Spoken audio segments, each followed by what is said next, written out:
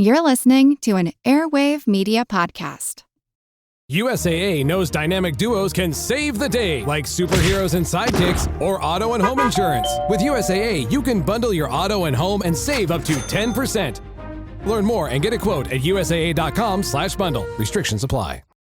Hey Queens, it's Katie. I know we owe you the third Catherine Parr episode today, but unfortunately, due to some circumstances outside of our control, it's going to be delayed by a week or so. But have y'all checked out Even the Royals? This is an episode we recorded with our friends over from Wondery's Even the Royals, and we talk about all things trashy and classy about ladies from history. If y'all haven't heard them before, y'all are gonna love it. So I hope you enjoy. Go check them out wherever you get your podcast. And we will wrap up Catherine Parr next week, I promise. All right, cheers, bitches. A quick heads up, this episode is called Queening Out, not Princessing Out. So you'll hear some adult language. Please be advised.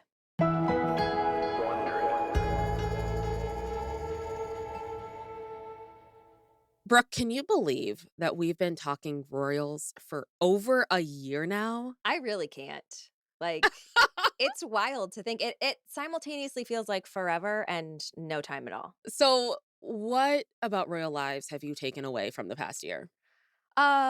Basically, it pretty much sucks. And if you have a vagina, your only job is to push out a child. Mm-hmm. And it better be a male. Yeah. And that real love is hard to come by, you know? It is. Real love that's not influenced by power Right. or making an heir. Exactly. Yeah, I think what surprises me the most is how much things have stayed the same. I know. But what's really wild is that this stuff isn't just limited to a certain country or time period. Yeah. Royals from all walks of life literally deal with the same headaches and drama in their own unique way. Like whether it's the Lion King of Mali or Empress Dowager Cixi of China or Marie Antoinette from France. They're all just trying to get through the day and do what's best for their country. And yes, maybe, probably what's best for themselves. Yeah. I feel like they're all just trying to stay alive, honestly. Deep down. Really, that's what it comes down to. Yeah. It takes very little back then to I be know. killed. It's true. You look at somebody the wrong way, off with your head. Done. Yep. Yeah. But needless to say, this year, I feel like we've basically gotten a PhD in royal history. So to celebrate this milestone, we've come up with our very own Royals High School Yearbook superlatives. Sweetest love story, most rebellious, most scheming. Mm-hmm. We also love a queen in her villain era. I know, exclusively. Yep. But this is quite the Royals endeavor, so we're going to need to call in reinforcements. And who better to bring in than another pair of podcast host besties who love all things Royals, just like us. Yeah, so Katie Hernchurch and Nathan Foster host the Queens podcast, where they talk about royal women and queer folks throughout history and all the BS that they have to put up with. We've actually covered a lot of the same royals on our show, so we're really excited to talk to them. But what's also fun is that these two have covered some royals we haven't, like Dagmar of Denmark, Hypatia of Alexandria, and Ya Santiwa of the Shanti Empire, which just by their names alone, we gotta look into at some point. Yeah, I honestly hope we do. Then we'll have them back and we'll talk about them. So the point is, Katie and Nathan, they get it. And that's why we're talking to them today about some of our favorite royals, from who had the messiest breakup to who would be besties if they lived in the same time and place. And we'll name the royal we'd most like to be if we had to swap places. So get your tiara shined and your court gossip ready, because we have a lot more royalty coming up next.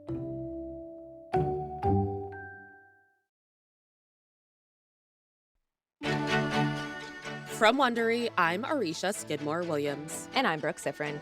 And this is Even the Royals. Fancy champagne, let's go down. Royal drama in my crown. Yeah. Today we're talking with fellow podcast duo Katie Hernchurch and Nathan Foster from the Queens podcast. Since all four of us talk royals on a weekly basis, we're bringing our crowns together to dish on the royals we love to love and the ones we love to hate. Katie and Nathan, welcome to Even the Royals. We're so excited to have you on the show. Oh, I'm super excited myself. Yes. I mean, as one BFF podcast duo to another, we have to know, what made you want to do a show together? And why the Queens podcast? I'll let Katie take that one because it's a fun story. So Nathan and I have known each other, oh my God, the majority of our lives at this point. And we were theater majors. And then after we got out of school and didn't land in the theater like space for a career, we were like, how do we get attention? And Important question. Yeah. how do we continue getting attention? And I've always been a huge history nerd. And Nathan's been one of the people in my life when I come to him with huge history nerdy things, like actually was like, yeah, say more. Let's talk about this. And Nice. when podcasting came around, I was like, oh my God, wouldn't this be fun? And Nathan was like, sure, let's do it. And 8 years later, here we are. So you've been doing the show for 8 years. Yeah. Yes. Nice. It's a Wow. long time. Yeah. So you got in before podcasting really became, because we were on a different show here at Wondery. We started our tenure at Wondery on a show called Even the Rich. And that was 5 years ago, almost exactly. Yeah. Right. So you guys were doing it before it was like podcasting hit that boom of everyone's into it. Yeah. So you both have a tradition on your show that I'm very excited about that involves a themed beverage. Mhm. Tell us about that. Oh, I am the mixologist over at Okay, Queen's fun. Podcast. So we Fancy. basically pick a queen, and then I go through and piece together some ingredients that speak to me as to who Oh. that woman was. So we get drunk and do history. Fun. And that's all you really want in life, you know? That's true. Yes, it's the Yeah. best. Yeah. Okay, so I love this idea. And Brooke and I, we each came up with our own themed drinks based on our favorite royals or royal era, as I know you both did too. So we'll do a quick rapid fire round robin of what your drink is and what inspired it. Nathan, you want to kick us off? I can. So my drink is going to be a shot of vodka or two if you're feeling spicy. And I also did about a half a cup of brewed hibiscus tea and Oh, put a wow. little jalapeno in it, depending on how Okay. you can handle spice, a little or a Sure. lot. Just Yeah. brew that for like 5-10 minutes and then obviously cool it down and then splash of lime, splash of grapefruit juice, and then top it with ginger beer. Ooh, yum. I find a lot of inspiration from Eastern culture. Okay. And so in Eastern culture, you find a lot of hibiscus, you find a lot of spice, you find a lot of ginger, you find those ingredients together. So I'm a Eastern Queens kind of gal. Love it. Love it. So All right. Katie, what's yours? I did I just recreated the mocktail that we made for Catherine Howard. We thought that she was peachy. So it was like a peachy margarita with 0 proof tequila and peach sparkling water and then peach Welch's sparkling grape juice. And then I added some chunks of passion fruit because Okay. she was very passionate. And it's delicious. Yeah, that sounds delicious. The bar is so high for these drinks. Yeah. So mine is, I'm calling it a white Britain. Ooh. It's eggnog, a little bit of oat milk, some vanilla. I got some cinnamon, some nutmeg. And it's inspired by Henry VIII's pus-filled legs. Oh, what? It's about creating an experience. I was not expecting the realness with the leg, but you went there and I respect it. Thank you. I respect it. Thank you I so do. much. All right. So I created this cocktail and I was inspired by what I had in my fridge, which was lemonade. Yes. So it's just got vodka in it. Sure. And I was like, it's for all the royals that turned lemons into lemonade. Well, I appreciate y'all meeting us with our energy on this Yes. episode. And on our podcast, we say cheers, bitches, when we start. So Oh, Okay. cheers, bitches. Cheers, bitches. Cheers, Cheers, bitches. So we will, of course, enjoy these lovely cock and mock tales as we dive in. So You guys remember in high school when they had the superlatives? It was like best dressed, class clown, blah, blah, blah. We did not do that at my school, and I'm very pissed about it. We had like 400 people in our graduating class, so only like 10 people got them. I think Nathan got most likely to succeed or something like that. Like, Yes, And I look did. Wow, Nathan. And it came true. Look at me now. I'm a trash talking whore mouth. Well, if that's something, then I've made it too. Yes, we've all made it. So we're basically doing that same thing on this episode, but for royalty. So we've come up with a few different categories, and then we would love to hear who you guys would choose for each one. And then Aricia and I will weigh in with our joint picks as well. Yeah, and for everyone listening, any Royals fans out there, hit us up on social media with nominees of your own. You know, we always like to hear from you. Yes. Okay. So first category is most rebellious royal. Ooh. So we've covered a ton of royals who don't like rules, and I definitely feel them very much on that. So who would you guys choose for most rebellious royal? Oh, for sure. I think Isabella of France, the she-wolf of France. She went against the grain, did everything that a woman was not supposed to do, stood up for amazing woman. Like, I remember covering her and being like, is this woman from the 20th century? What? She did all of this way back then? Holy crap. Yeah. Sometimes it feels that way, doesn't it? Like they're kind of way ahead of their time. Yeah. Yeah, she was a daughter of the King of France. She was married to the King of England. King of England was super gay. And so wasn't particularly interested in her. And he also just wasn't good at being king.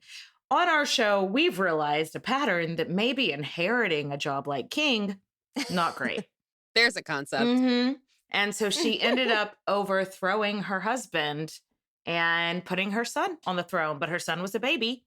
So she got to be ruler for some time. And yeah, she was so rebellious and such a cool story. Love that. Love that. It's such a classic strategy, right? To like appoint your infant so that you can be in charge. And then raise them to do exactly what you want. Exactly. Yeah. So Aricia and I have chosen Sophia Duleep Singh. She was actually a Punjabi princess. So she grew up in England at the turn of the 20th century. She was actually Queen Victoria's goddaughter, which I feel like we said approximately 4 million times in the episode. So she actually was extremely rebellious. She helped with the women's suffrage movement in Britain, which is like my favorite thing about her. She went to protests. She was involved in riots. She like stood between police officers and women who were getting brutally abused by them. And dang, girl. She's just such a rebel. And she did so much. It's kind of like you forget, like, okay, women couldn't vote so not that long ago. And it's like, wait, when was this? That girl sounds so cool. I think her and Isabella of France probably would have been buddies. Probably. Yeah. Yeah. Okay, next up, messiest breakup. Could be a divorce, an annulment, basically any end to our relationship. Who do you two give the honor to? Henry VIII, period. Period. Just all of them. All of them? Right. Yeah. Just a blanket answer. Yeah. All of them. Yes. Right. And you know, when you even think about which one is the messiest. Catherine Howard. Oh. Yeah. That one I think is the messiest because it's Yeah. you have this young girl who is groomed by her music teacher, essentially, like this weird relationship that she had with a music teacher that obviously caused some problems in her life. And then the king comes to you and is like, hey, you're really hot. Let's get together. So you don't say no to that because he might chop your head off. Yeah. But the fact that all of that happened to her, she was so young when it happened. Yeah. I just don't think that she knew what she was doing. She wasn't ready for that sort of thing. So it's, to me, that's the saddest because we just see such a young girl's life lost to something so little and trivial. It was just so much uglier. Whereas with Anne Boleyn's, it was so much more political. And with Catherine Howard's, it was just like, I'm an old man and I'm going crazy. Yeah. Cut her head off. Yeah. I don't care. Yeah. Yeah. He really played it fast and loose with heads. Yeah. Yeah. Oh, loose, very loose. So Here's a plot twist I didn't see coming. My phone bill used to cost more than a weekend of bottomless brunch until I switched to Mint Mobile. Same. I was out here paying quote-unquote royal wedding prices for chamber pot services. Oh, Mint Mobile, just $15 a month, and it actually works. it's a premium wireless, people. High-speed data, unlimited talk and text, all on the nation's largest 5G network. So you can stream our podcast and drunk text your ex without Wi-Fi. And you can use your own phone. Keep your number, your contacts, and your 17 ghosted group chats. No weird hoops, no drama. Skip the overpriced nonsense and treat yourself to something smarter. Get your summer savings and shop premium wireless plans at mintmobile.com/queens. That's mintmobile.com/queens. Upfront payment of $45 for 3-month 5GB plan required. It's equivalent to $15 a month. So, new customer offer for first activations only. The one upgrade that won't have you overthinking. The second the temperatures went up, I realized I was back in the same tired summer outfit rotation. Same tank top, same shorts, same did I even try vibe. Yeah, my closet was giving me deja blah. So I gave it a little summer glow up with Quince. Ooh, same. I grabbed a pair of their 100% European linen shorts and a breezy dress for $30, Nathan. What? It feels like I'm living my best coastal grandma fantasy, minus the markup. What blows my mind is the price. Everything's like 50 to 80% less than those quote-unquote luxury brands that charge a fortune just because they can. Yeah, that's because Quince works directly with top-tier factories, and so they can skip the middleman. It's ethical, elevated, and actually affordable. Imagine that. So whether you're hitting the farmer's market, beach, or just flexing at happy hour, Quince has you looking pulled together without even trying.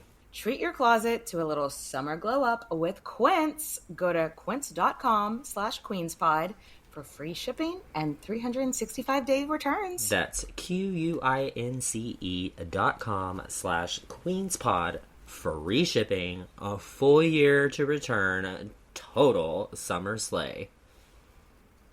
Yeah. Okay, so let's do one to lighten the mood. It Okay. is February after all, so let's turn to romance. Ooh. Tell us who you think has the sweetest love story. And this doesn't necessarily have to have like a fairy tale ending, just two people who were truly in love. Do y'all know Roxelana and Suleiman the Magnificent? We don't. We haven't talked about So they're like the them. Tell us about it. 1500s Turkey. Okay. So Suleiman was the sultan.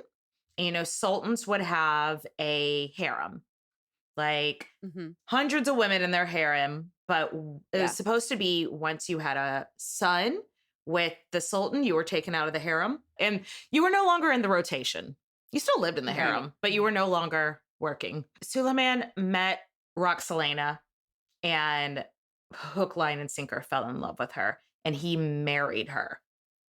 And they don't do that. They don't do that. that was not a thing. That was not, and he was So in faithful to love. her. And it was these two people that, like, she was stolen from probably like modern day Ukraine or something, and basically enslaved and put in this harem. She was never expected to be an empress in a country that didn't have empresses, basically. But he Right. fell in love with her, Yeah. and they were in love. And Yeah, they Yeah. were. So much Yeah. so that I think we took Sting's Roxanne song and actually just put in Roxelana. Roxelana. Because they just had that sex love connection that you don't really see that often in That's so royals true. because it's all No. arranged marriages. You're lucky to have a love match in Yeah. these Yeah. royal Yeah. marriages. And this Yeah. one was like way beyond any Yeah. that we've seen. Okay, so for us, not sure if you guys are familiar, but we're choosing Seretse Khama and Ruth Williams. So he was a prince in the 1940s of Bechuanaland, which is actually Botswana now. And he was set to become king or Kosi of one of the tribes in the region.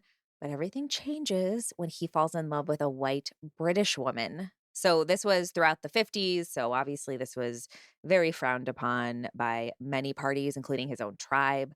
So first, his uncle tries to break them apart in the name of the tribe's traditions. And then even the British get involved and literally stop them from getting married initially. So at the time, Bechuanaland was a protectorate of Britain, aka the Brits could basically stick their noses in Soretse's business all they wanted. But Soretse didn't care, and they did get married. He was like, "Fuck y'all, that's my girl." Yes. That's a direct quote. Yeah, that's how you know it was serious. Fuck y'all, that's my girl is the most for like why isn't that on Valentine's Day cards? Yeah, but despite all this stuff working against them, they stayed married for over 30 years until Soretse died. And I feel like this is a story that at the end I was like, oh my God, they were so in love. And I love that. love that for them. It's really nice to see something that frowned upon at the time. And you're like, I don't care. I'm in love and I'm doing it. Like, take the kingdom away, Yeah. Yes. I love that. We're gonna have to look into that one. You were giving us so much ideas for episodes, yeah. I know, I same. know. Yeah. All right, so it is time for a quick break. And when we come back, we've got more royal superlatives to give out, including the biggest royal schemer. So stay tuned.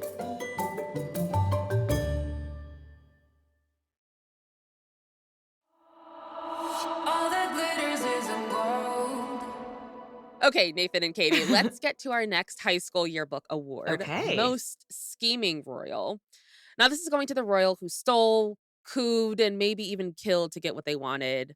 I feel like all of our favorite stories have some element of this. And I don't know about you, but I think this might be one of my favorite categories. Mm-hmm. So, Katie and Nathan, who are you giving the honor to of most scheming royal? Oh, the incomparable and infamous Elizabeth Bathory. Oh, she's one of those that some people are quite scared of her because she may have bathed in the blood of virgins, may have drank the blood. And the fun thing about her story is that she's been painted as this evil villain. But however, history may tell us a different story of she was this wealthy countess who acquired a lot of power, and then a man saw, oh my gosh, there's this woman with a lot of power, can't have that, and had to make up these rumors about her so he could take her land, take her money, take her things. So it's one of those that it's like you either believe it or you don't, and but either way, it's a crazy story. So Elizabeth Bathory was a countess in Hungary. She was very, very rich, very, very powerful. So much that the king of Hungary actually owed her millions of dollars. Oh, And so she opened a school, like a finishing school for girls. Mm. And the story goes that a lot of the girls started going missing. A lot of the girls from like the village started going missing. And so as she started to age, she started killing these girls and torturing them in like some kind of like blood sacrifice to keep her youth. So she was Okay. drinking their blood to stay young. This is pre-Botox. Yes, That's all I pre-Botox. can work with. But so there's a couple of different camps of like, is she completely innocent? And it's just that the king owed her money. And so after her husband died, she was vulnerable. You know what I mean? Like, oh, it's just a woman on her own with all this money. I don't have to pay her back if I can say she's killing girls and drinking their blood or whatever. Or did she actually do this stuff?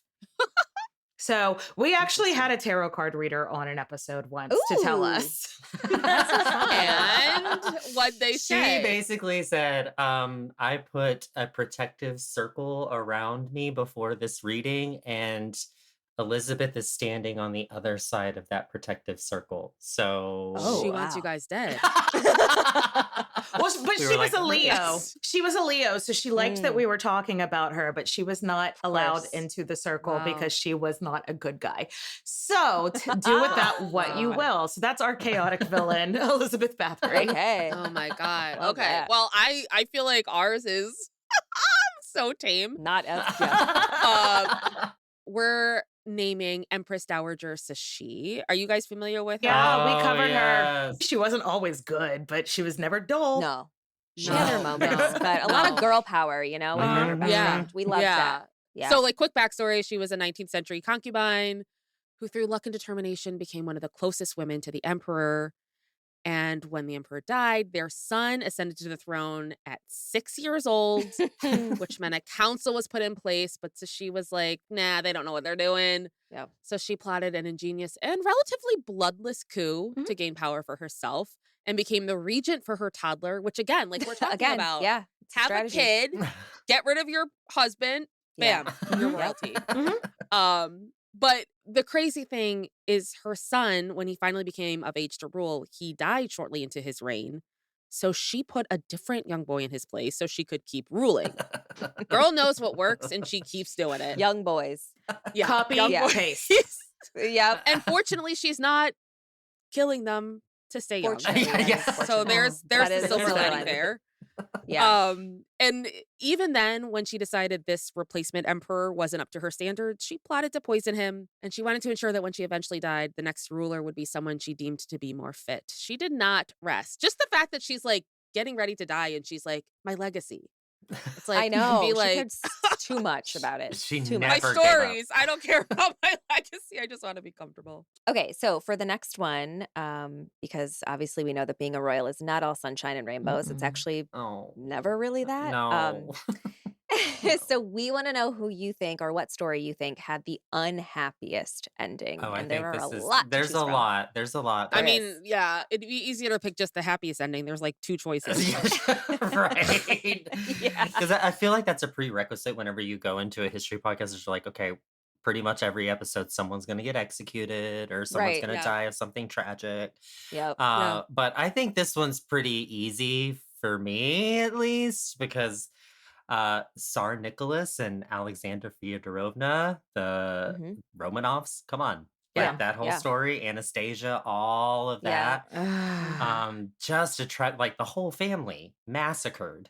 Yeah. And then it's like, are they still alive? Is Anastasia still? No, she's not. Everybody, they were all she's dead.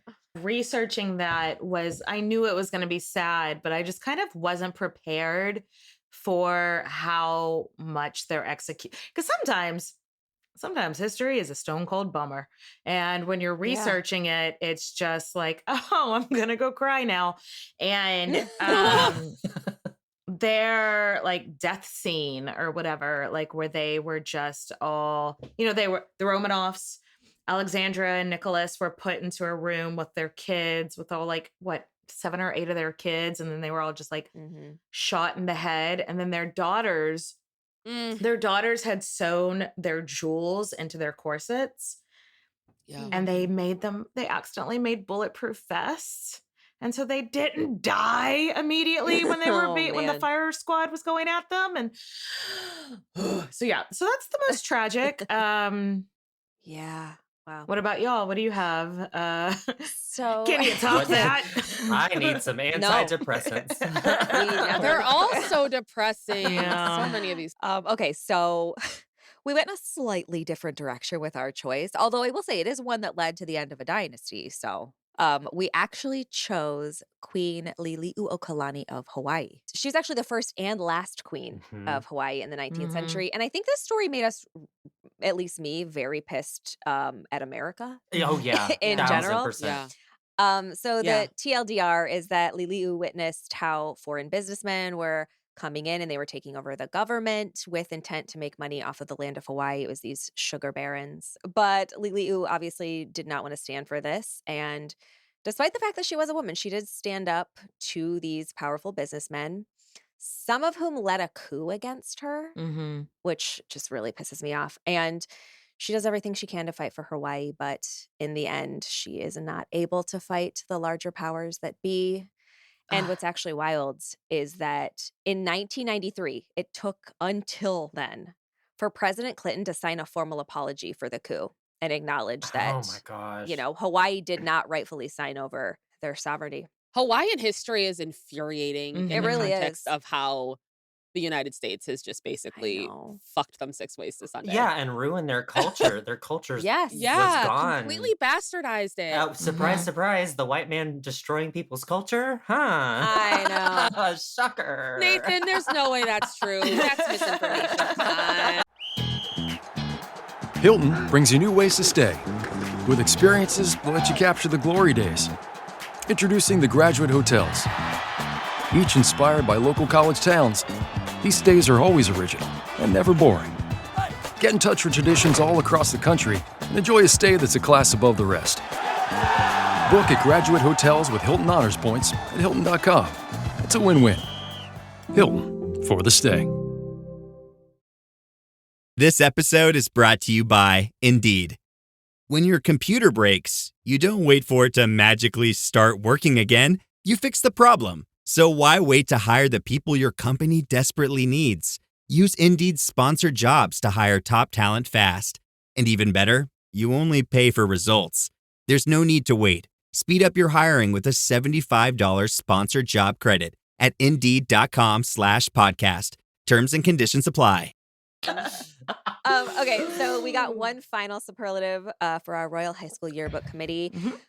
We are going to insert a little bit of ourselves into this narrative because who hasn't dreamed of being a royal at least once until you learned better? So tell us which royal you would pick to swap places with if you could. I am a theater kid. And I tend to want to not be a queen, or I would rather be a mistress, if I shall, like a formal mistress. So I have a title, but I also won't get my head chopped off.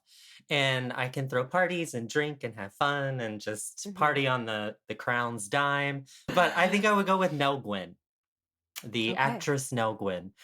She lived a cush life, and she was a lot of fun. So there was this king of England, Charles II, and he's known as the Merry Monarch, and he had a bajillion mistresses, and he treated them all like queens. Like if you were a mistress of this king for 15 minutes, you're on the payroll for the rest of your life. And one of his favorite mistresses was Nell Gwyn, who was an actress, like born into poverty. She was an actress. And he took up with her and he loved her to death. He was like, oh my God. And she was known as Pretty Witty Nell, is what they called her. And me too. We have that in common. I'm going to say Nell Gwyn too, actually. That's who I want to be as well. All right. So this was kind of hard for me. Mine is less somebody who necessarily had an easy go of it and more of someone that I admire. Kind of see myself in. So that's Catherine de Medici because she's Italian. We're both Italian, but she was also super into like astrology and the occult. And I just think that was really Nostradamus fun. was her BFF. Yeah. Yeah, that's one of my favorite stories just because I love when we kind of pull in like stuff like that. It's just fun. It adds a fun element to it. So I see myself in her for that reason. So my pick is Empress Theodora. Now, I don't want to give too much away because we literally just finished recording 2 episodes on her and they have not been released yet. So I'll give a couple of little clues for our listeners about why she's the one that I would love to be. If I had to be a royal, don't get me wrong, I don't want to be a royal. But first and foremost, she is was an incredible advocate, especially for women. And I love that, particularly during the time period. Being a champion for women has never been the most popular thing, especially back then. And she just didn't care. I mean, she had her flaws, but this woman truly started from the bottom. Now she's here. That is a good choice for sure. All right. Well, these superlatives were so much fun. Took me back to yearbook class that I took in high school. But somehow even funner, if you can believe it. So we're going to take another break, but when we come back, we're going to queen out and talk more about which of our favorite royals would have been besties if they were in the same time period. Stick around. All that glitters isn't gold. Okay, welcome back. Katie and Nathan, as best friends who host a podcast about royals. Yes. We have to know, have you Ever wondered if any of these queens that you've covered would be real life besties? I know we've kind of talked about it here and there a little bit already on this episode. We have talked about on our Elizabeth Taylor episode. We kind of wonder if Elizabeth Taylor and Anne Boleyn weren't like a reincarnation of one another. They had so many personality traits in common. Yeah. Yeah, for sure. I could see that. Yeah. So I think they would be besties. Okay. Mysterious Nice. brunettes. Yes. Say less. That's all you need. So we wanted to play a little game we're calling Queening Out, where we get to decide which royal queens would be absolute besties, regardless of when they lived or where they ruled. So we'll throw out a queen, and you can tell us who you think they would pick as their ride or die. Let's start with Queen Elizabeth I. Most of us have heard of her, but as a quick refresher, she was the daughter of Henry VIII and Anne Boleyn. She ended up becoming the last Tudor royal to rule England, and her rule was actually the longest of all the Tudor royals who came before her, including her dad, the infamous Henry VIII, as we call him on our show, old puss legs. So, Katie and Nathan, who would be Elizabeth's bestie? Oh, Catherine the Great. Catherine the Great, because Did you even want to think about that? No. So hot with that. No, because big clit energy. That's all it is. Mhm. Like they both were like, nope, I'm ruling this. Nope, y'all can shut up. No, bye. Did you say big clit energy? Yeah, that's something we say on our show. Big clit I energy. love it. Yeah. I love it. I was like, did I hear that correctly? Incredible. Okay, so we were thinking about who would be besties with Grace Kelly.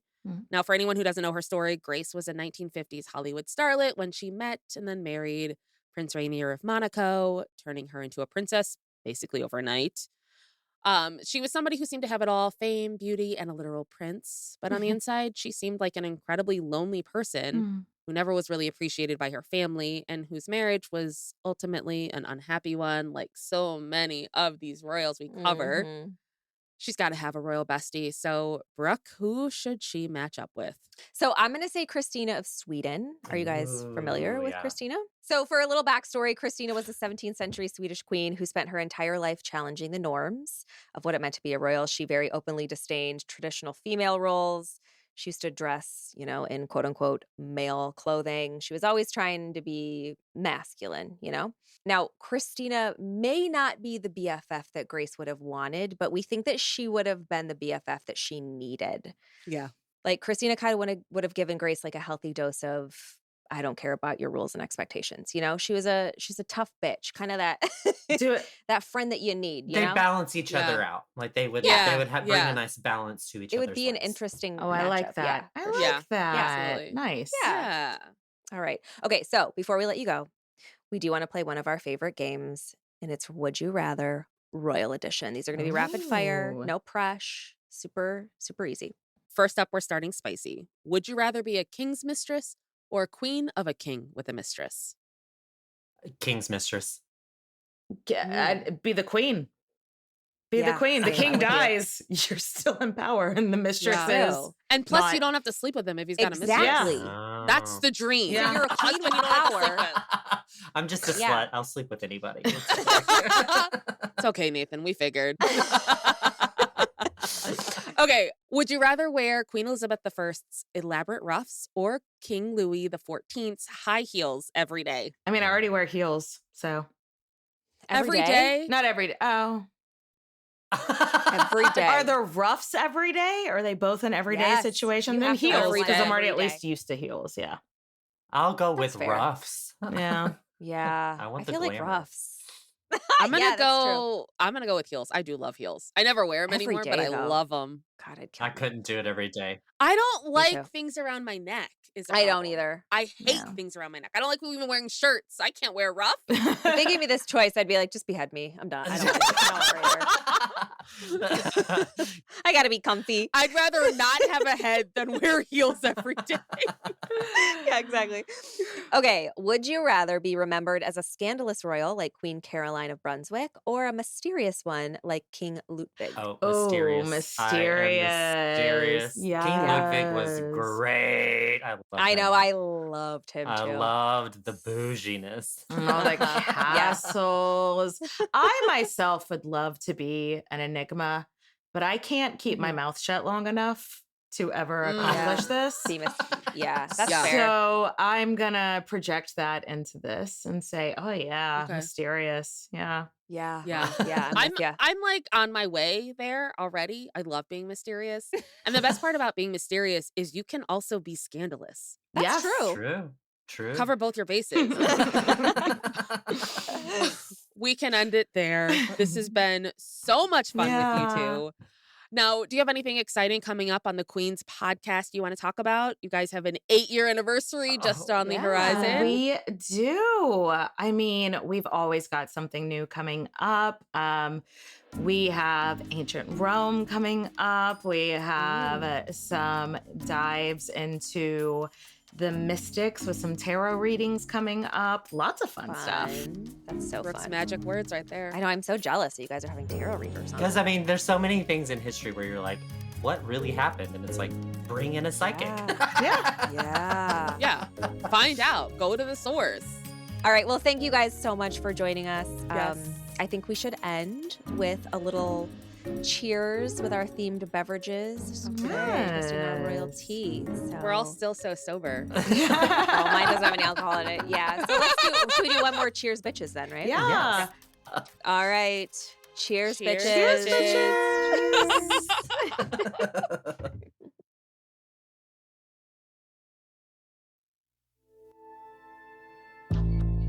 This is Queening Out, our high school yearbook Royals edition. Special thanks to Katie Hearn Church and Nathan Foster of the Queens Podcast for joining us today. You can follow us, your hosts, on socials at Brooke Siffrin and at Aricia Skidmore-Williams. I'm Aricia Skidmore-Williams. And I'm Brooke Siffrin. Kelly Kyle produced this episode. Our audio engineer is Sergio Enriquez. Our associate producer is Hannah Ward. Our managing producer is Joe Florentino. And our senior managing producer is Callum Plews. Julie Magruder and Rachel Engelman are our producers. Peter Arcuni is our senior producer. And our executive producers are Jenny Lauer-Beckman. Have you ever wondered what the science says about certain foods, products, or treatments? Does chiropractic actually work? Should I only buy organic foods? Are GMOs actually harmful? Is adrenal fatigue real?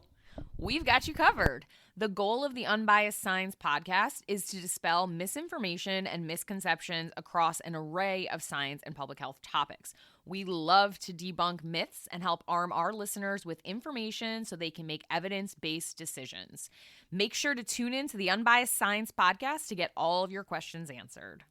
Jenny Bloom, Marsha Louie, and Aaron O'Flaherty for Wondery.